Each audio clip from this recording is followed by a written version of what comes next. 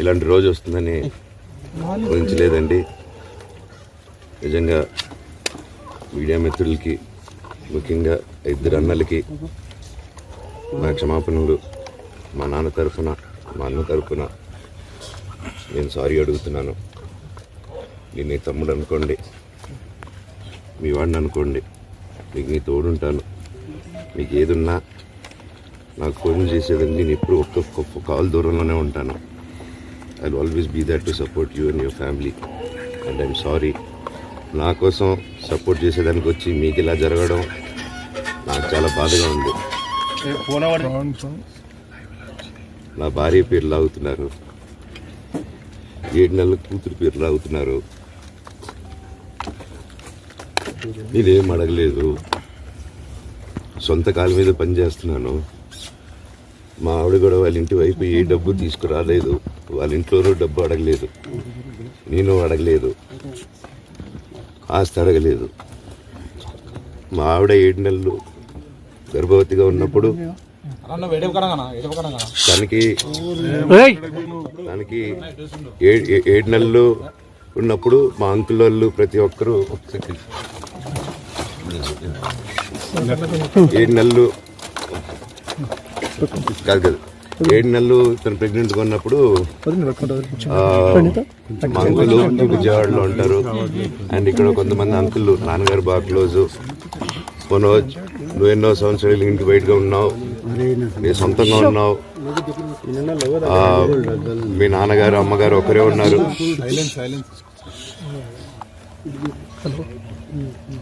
మీ నాన్నగారు అమ్మగారు ఒకరే ఉన్నారు.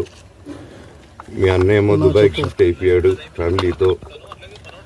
నేను డ్రాయింగ్లు చేసి కథలు రాసుకొని నా ఫ్రెండ్స్ దగ్గర కొంచెం కొంచెం అప్పులు చేసుకొని మేమే పెట్టుబడులు పెట్టుకుంటూ, నా ఫ్రెండ్స్ కూడా పెద్ద కష్టపడి వచ్చిన వాళ్ళండి. వాళ్ళకున్న కొంతలో నాకు పంచుకుంటూ, మమ్మల్ని కాపాడుకుంటూ, ఒకరినొకరు కాపాడుకుంటూ నిలబడి ఈ రోజు మనీ నిలదొక్కున్నామండి. నేను నా భార్య, తను కష్టపడుతుంది. ఇప్పుడు కాశ్మీర్ నుంచి కన్యాకుమారి వరకు ఓన్లీ తను, నేను, ఇంకొక 3-4 కలిసి దీన్ని ఇంత దూరం తీసుకొచ్చామండి. ఈ రోజు నేను మళ్ళీ సినిమాలకు వచ్చేసాను. అందుకే ఈ రోజు నేను నిలబడపోతే ఇది నా పిల్లలకి చెప్పేది కరెక్ట్ కాదు, ఎవరికి కరెక్ట్ కాదు. ఇన్నాళ్ళు గమ్మునున్నాను ఓకే, కానీ వాళ్ళ నాన్న ఆస్తుల కోసం కొట్లాడుతున్నాడా, మంచి కోసం నిలబడుతున్నాడా అనేది ఈ రోజు మీకు సాయంత్రం వచ్చిన ప్రూఫ్స్ అన్ని వదులుతాను. కాల్చే వినయ్కి, మా అన్నకి సాయంత్రం ఎవరు ప్రభావితం చేస్తే అలా మారుతున్నారు సార్ మోహన్ బాబు గారు? ఎవరు ప్రభావితం సార్? ఇప్పుడు సిపి ఆఫీస్కి వెళ్తున్నారా? సిపి ఆఫీస్కి వెళ్తున్నారా సార్? సిపి ఆఫీస్కి వెళ్తున్నారా చెప్పండి. అవునండి, నన్ను హాజరుపరచమన్నారు, 10:30 రమ్మన్నారు.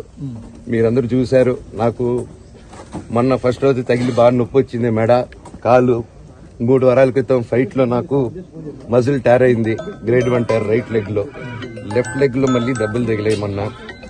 సో అందుకే కొంచెం బ్యాలెన్స్ ఇది ఉంది. మందులు హెవీ మెడికేషన్ ఇచ్చారు, హెవీ ప్యాచ్ కూడా వేశారు నాకు. దానివల్లే కొంచెం నడుస్తున్నాను. అండ్ ఇప్పుడు అందుకే రిక్వెస్ట్ చేసుకుని, సార్ నాకు కొంచెం టైం ఇవ్వండి, పాప ఉంది, సెటిల్ చేసుకొని నేను వస్తాను సార్, కొంచెం సెట్ చేసుకుని అని పోలీసులు గారికి రిక్వెస్ట్ చేస్తాను. మీ నాన్నగారు నిన్న ఒక ఆడియో రిలీజ్ చేశారు, అందులో చెప్తున్నారు మనోజ్ మద్యానికి బానిస అయ్యారు అని. అంటే ఇదొక్క కామెంట్ పై ఏమంటారు? మద్యానికి బానిస అయ్యి ఇలా ప్రవర్తిస్తున్నాడు, అందుకే నేను మనోజ్ విషయంలో సీరియస్ గా ఉన్నాను అని చెప్తున్నారు. సార్, మద్యానికి బానిస ఎవరిని కొట్టాను సార్? నా పిల్లల్ని కొట్టానా, నా భార్యను కొట్టానా, మా అమ్మని కొట్టానా, మా నాన్నని కొట్టానా? ఇవన్నీ నేను మధ్యాహ్నం బ్యాలెన్స్ అందరినీ కొడుతున్నాను, పొన్నాలు కొడుతుంటే సీసీటీవీలు తెప్పిండి సార్. అది దొంగతనం చేసింది నేను కాదు సార్, అది తెప్పిండి సార్ అంతా. అప్పుడు మాట్లాడదాం సార్, మనోజా ఎవరా అని. చెప్తానండి, నాకు ఇంకా కొంచెం క్లారిటీ రావాలి. కమిషన్ ఇలాగ ప్రెస్ మీట్ పెట్టాల్సిన వస్తుంది, ఇలా మాట్లాడాల్సిన వస్తుంది. ఇలాంటి సిచ్యువేషన్ నా ఫ్యామిలీకి వస్తుందని ఎప్పుడు ఊహించలేదు. See, to all the media, to all the respected media people also, ఒక 3 తరాలుగా మీరందరూ నాన్నగారు అంటే ఏంటో తెలుసు మీకు. ప్రాబబ్లీ మీరందరూ 3rd జనరేషన్. ఆయన మీడియాని ఎంత రెస్పెక్ట్ చేస్తారు, మీడియా యాజమాన్యంతో ఎలాగా రిలేషన్షిప్ ఉందో ప్రతి ఒక్కరికి తెలుసు. ప్రతి ఇళ్లల్లోనూ ఇష్యూస్ ఉంటాయి. ఇష్యూస్ రిజాల్వ్ అవుతాయని ఇంట్లో పెద్దలందరూ కోరుకుంటారు.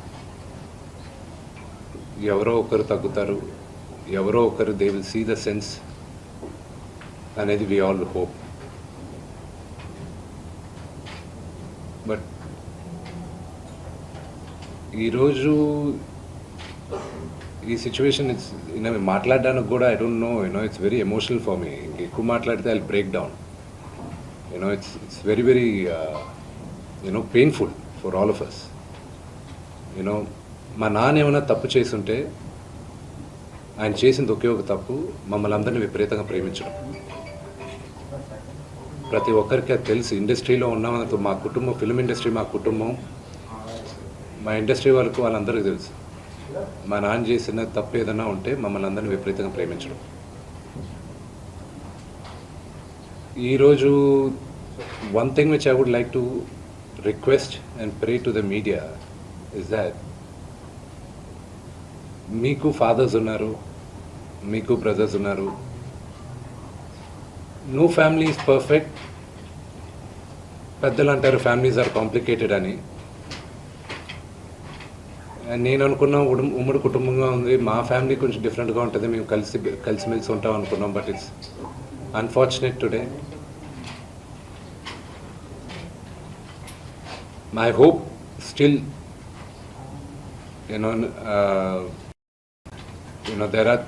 there is light at the end of the tunnel అని నేను హోప్ చేస్తున్నాను. But one thing which I want pray for the media is that మీ ఇళ్లలోగా పక్క ఇళ్లలో అందరి ఇళ్లలోనూ ఇష్యూస్ ఉంటాయి, లేకుండా ఉండవు. But do not sensationalise it.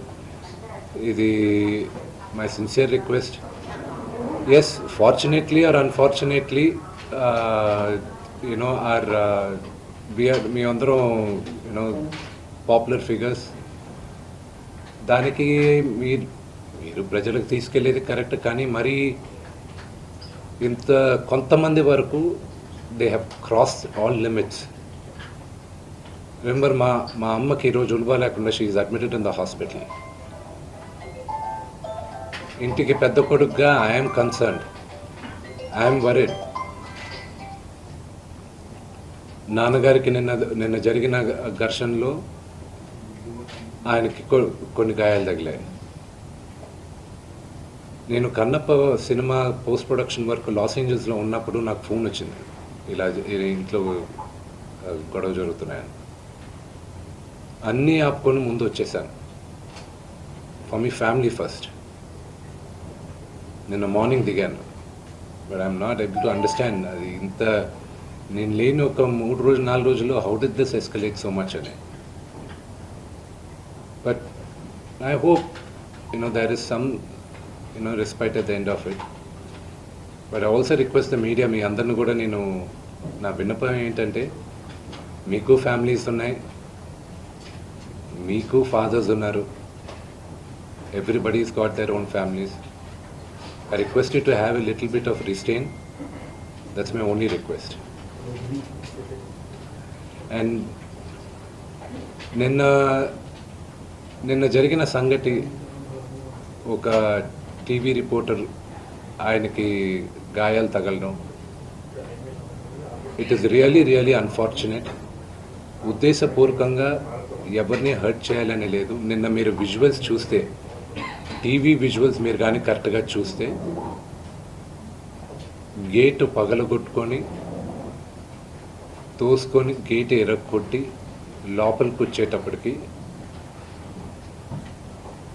ఒక తండ్రిగా ఆయన రియాక్ట్ అయిన విధం చాలా తక్కువని నా భావన. కానీ ఆయన ముందుకొచ్చి, మీరు విజువల్స్ కరెక్ట్గా చూసుకున్నారంటే, ఆయన మీడియా వాళ్ళకి నమస్కరిస్తూ ముందుకొచ్చారు. ఆయన చేతులు జోడించి నమస్కరిస్తూ ముందుకు వస్తే, ఎవరో ఒకరు ముందుకొచ్చారు, ఏదో మొహం మీద పెట్టారు. ఆ హీట్ ఆఫ్ ద మూమెంట్లో జరిగిందే కానీ ఉద్దేశపూర్వకంగా ఒక వ్యక్తిని కొట్టాలని కానీ, ఒక వ్యక్తి పైన ఆగ్రహం చూపించాలని కానీ వ్యక్తిగతంగా లేదు.